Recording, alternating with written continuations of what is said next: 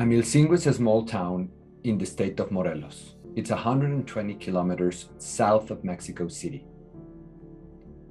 It was the hometown of Náhautl indigenous activist and radio presenter Samir Flores Soberanes.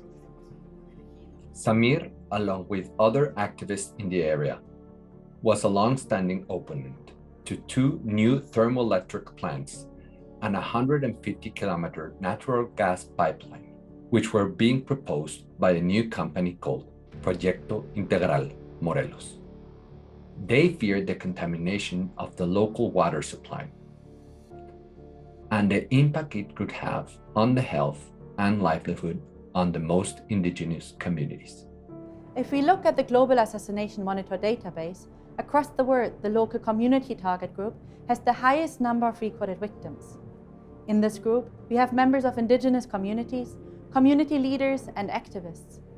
The Americas, where Samir lived, has the highest number of recorded cases within the local community target group, with 32%.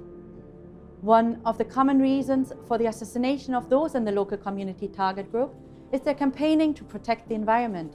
This often materializes from a mega development project backed by governments and international financial institutions.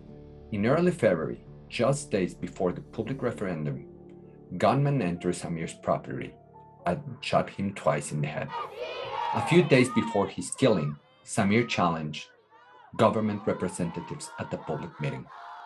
It was this confrontation that the People in Defense of Land and Waterfront, an organization which Samir belonged, said led to his murder.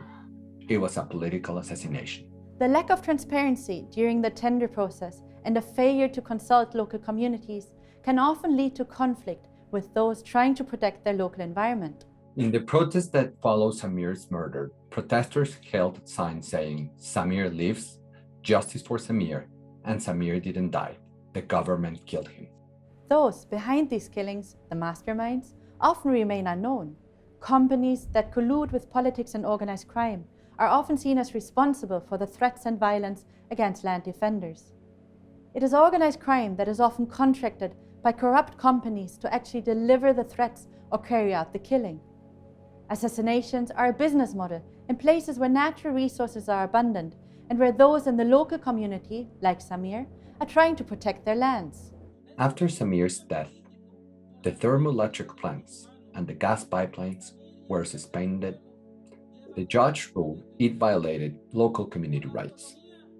But despite the initial victory, local activists still live in fear due to a climate of impunity.